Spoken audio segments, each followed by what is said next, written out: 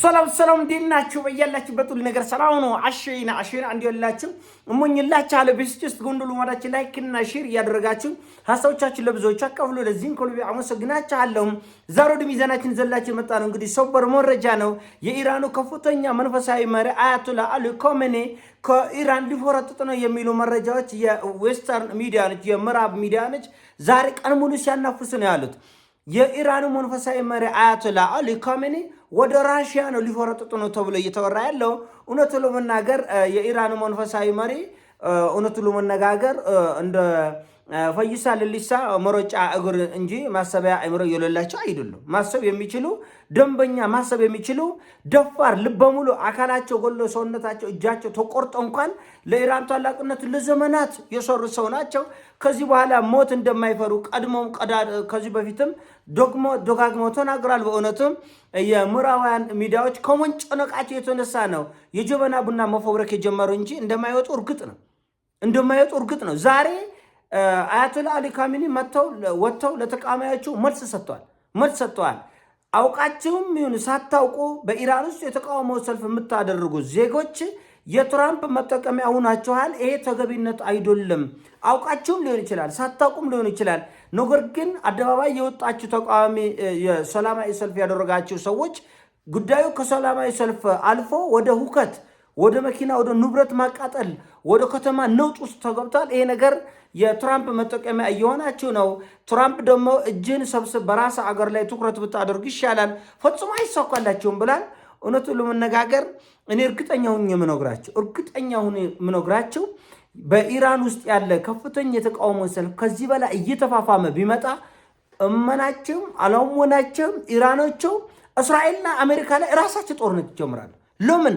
የስርዓት ለውጥ የሚኖር ከሆነ የኢራን ሚስጥሮቹ በሙሉ ለአደባባይ ስለሚወጡ ጠላት እጅ ላይ ስለሚወድቁ እነዚህ እጅግ በጣም የተራቀቁ የኢራን መሳሪያዎች ሃይፐርሶኒክ ሚሳኤሎችና ሌሎችም ምንም ሳይሰሩ ዋሻ ውስጥ እንደተቀበሩ በጠላት እጅ ሊወድቁ ይችላል። ይሄ እንዲሆን ደግሞ የኢራን መሪዎች አይፈቅዱም።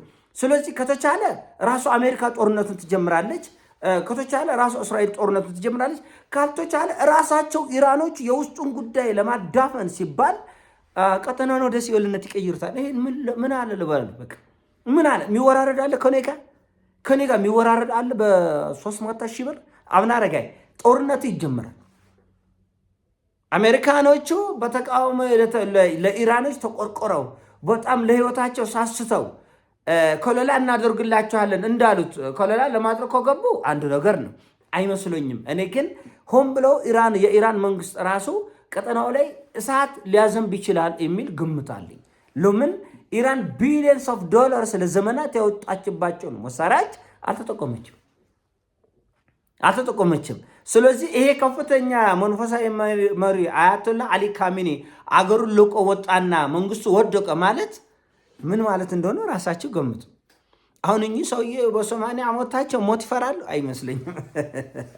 ይሄ የሚሆን አይደለም። ምናልባት ትራምፕ ጨንቆት ያመጣው ነው። በእርግጥ የጠየቃቸው ፎክስ ኒውስ ነው። ሊፈረጥጥ ነው አሊ ካሚኒ ብሎ ጠየቀ። አዎ እኔም ሰምቻለሁ፣ ሊፈረጥጥ ነው አለ። እውነት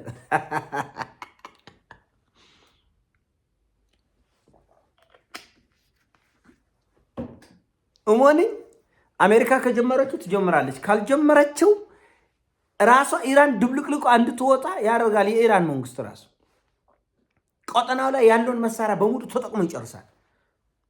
በሙሉ ያለ አንድ ጥይት የሚቆር አይመስለኝ። በሙሉ ቀጠናው ላይ መሳሪያ ይጠቀማል። ይሄን ራሱ ሲአይኤ ያውቃል።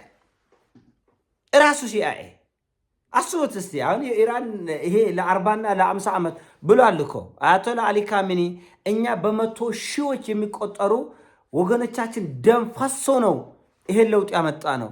ይሄን ሁሉ በመቶ ሺህ ደም ፈሶ ያመጣ ነው ለውጥ እንደ አሳልፈን በቀላሉ የምንሰጣችሁ ከመሰላችሁ ሞኝነት ነው ያለ። በእርግጥም እውነታው ያን በመቶ ሺዎች ሲጀመር የሊቢያ ህዝብ ያ ሁሉ ተቃውሞ ወጥቶ አይደል እንደ ዛሬ እንባው እንደ ጎርፍ እንደ አባይ ወንዝ የሚፈሰው ዛሬ ወላጅ የሌለው ወላጅ አልባ ህዝብ አይደለም እንደ ሆነው የሊቢያ ህዝብ። የዓለም መሳለቂያ አይደለም እንደ የሊቢያ ህዝብ ሆ ብለው ወጥቶ ዛሬ ያን ዘመን እንዴት ይመልሱታል? ኢራናዎች ይህን ዘመን አይመልሱትም። እንደ ኢራቅ መሳለቂያ እንደምን ያውቁታል። የኢራን መሪዎች ተምሯላ አይናቸው አይተዋላ። የመን ስትፈርስ አይተዋል። ኢራኖቹ ኢራቅ ስትፈርስ አይተዋል። እንኳን የጦር መሳሪያን ቀርቶ መሬት ስር የተደበቀውን ማዕድንን ቆፍሮ ይወስዳል። ቴክኖሎጂያችን ሙሉ በሙሉ ይዘርፋል። የኢራን አመራሮች ይህን ይፈቅዳሉ ወይ ነው ጥያቄው? አይፈቅዱም። አንድ ጥይት ለጠላት እነሱ ያው ጠላት ነው ተፈራርጀው የለም ለጠላት አሰልፍ አይሰጥም። ይሄ ሁሉ ሚሊዮን በሚሊዮን የሚቆጠር የኢራን ሰራዊት አንድ ጥይት ሳይተኩስ መንግስቱን ለትራምፕ አሳልፎ ይሰጣል። ይህን ቁርቁ እንዳት ነው ከፖለቲካ ጎለል በለ ቀጠና ወደ ሲኦልነት ይቀየራል ማለት ለማየት ያብቅ። ከዛ በኋላ በማን እንደሚብስ አሁን እልቂቱም አይቀርም። አንዱ መነግራችን ነገር በዚህ ከቀጠለም ኢራኖች ምን ያክል ቀውስ ቀጠናው ላይ ምን ያክል ጉዳት ፈጥራሉ የሚለው ነው እንጂ የመሸነፋቸው እድልም ሰፊ ነው። ኢራኖቹ በነገራችን ላይ ተናንቀው ምን ያክል ይዘው ወድቃሉ የሚለው ነው ጥያቄ።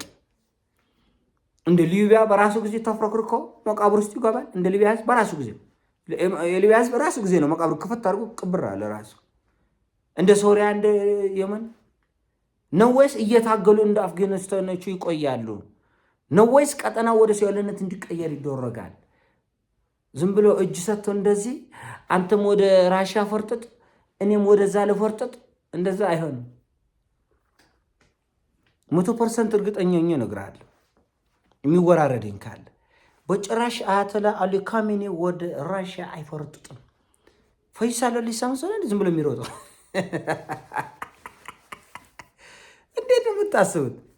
ፈይሳል ሊሳምሰን ዝም ብሎ የሚሮጠው የሚፈርጥጠው የአያተላ አሊ ካሜኒ ይህን ሁሉ ሳይንቲስቶችን ለማሳረድ ነው እንደ ሰውዬ የኢራን መንግስት ኮላፕስ አደረገ ማለት እኮ እያንዳንዱ የኢራን ሳይንቲስት በሙሉ በጅራፍ ነው የሚጎረፈው። ጀርባ በጅራፍ ሁሉ የልጅ ጫታ ነው እንዲመስላቸው እንደ ባሪያ እየተጎተተ ይሄዳል።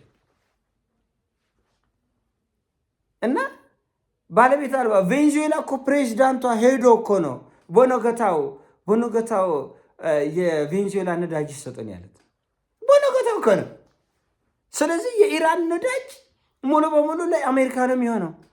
የኢራን ህዝብ እንደ ሶሪያ ህዝብ አገሩ ለቆ ይወጣል። ጨዋታ እኮ ቀላል እኮ ነው።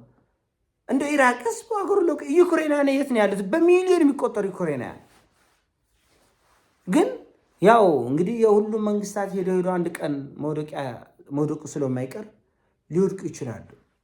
ኢራኖቹ መሳቂያ የሚሆኑበት እድል ይሄ እንግዲህ አረቡ ዓለም ዙሪያ በሙሉ መሳቂያ መሳለቂያ አይደል የሆነ አሁን የቆረቡት እኮ ሳዑዲና ያቺ አረብ ኤሚሬት ንሽ ኳታር እነሱን ከአገር አትቁጠራቸው። የአንድ ቀበሌ መንደር እኮ ነው። ለኢትዮጵያ እኮ መንደር ነው ባያድልን ነው እንጂ። እና ኤኒዌይስ ይሄ አያቶላ አሊ ካሜኒ አስረክቦ እንደ ፈይሳ ልሊሳ ይሮጣል ይፎረጠጣል የሚል እይታ ተገቢ አይመስሉኝም። እንዴት ያለ ነገር ነው? መተዳደሪያ እኮ ሩጫ አይደለም። የአያቶላ አሊ ካሜኒ ውጊያ አገርን ይመራል፣ ይዋጋል፣ ዙሪያውን ይዋጋል። ሳይንቲስት ነው፣ ማዕት ሳይንቲስቶች አለ። እሺ እሱ ለምሳሌ እንደተባለ ፈረጠጠ። ያ ሁሉ የኢራን የኒውክሌር ሳይንቲስት የሃይፐርሶኒክ ሚሳይል ሳይንቲስቶች የተራቀቁ የቴክኖሎጂ ባለሙያዎች በሙሉ ወዴት ይሄዳል? እሱ ፈረጠጠሽ። ያ ሁሉ ጄኔራል የት ነው የሚገባ? ያ ሁሉ በሚሊዮን የሚቆጠር የኢራን ሰራዊት ናሽናል ጋርዱ የት ነው የሚገባ? ይሄ ሁሉ የልጅ ጫታ አይደለም። እና ይሄ አንዳንዱ ነገሩ በልኮ ቢሆን ጦር ነው የሚመስልና የማይመስል ነገር ለሚስት አትንጎራለ። በእርግጥ ፎክስ ኒውሱ ምኞትን ነው እንዲጠይቀኝ እንዲልሞልስልህ ተብሎ ነው። የለም እንደዚህ አይነት መረጃ አንዳንዴ ቆረቆንዳ ናቸው። የደህንነት መረጃቸው ዝም ብለህ የልጆች ቃቃ ነው የምላቸው። ለዚህ ነው የለም እንደዛ የሚባል ወሬ የለም። አያቶላ አሊ ካሜኒ ሊፈረጥጥ ነው። ከየት አገኘው መረጃው? የለም ዝም ብሎ ምኞታቸውን ነው የሚገልጹት። ለምን አደገኞች እንደሆኑ ይታወቃሉ። በዚህ በመካከለኛ ምስራቅ የኢራን መሪዎች እጅግ በጣም አደገኞች እንደሆኑ ያውቃሉ። እና ይሄ ነገር ተፋፍሞ የውስጣን ጉዳይ ወደ ውጫዊ ሊያደርጉትና ነገሮች እዚህ እንዲደርስ ያደረገውን ኃይል ሳንሶብረው አንሄድም እንደሚሉ እርግጠኛ ነኝ። እና ይሄ መታወቅ አለበት። ይሄን ያሰውና አሳው ሲሞቻችን ላይ አድርጉ፣ ሼር አድርጎ ወዳቻለሁ። ይሞቻቸው። ፒስ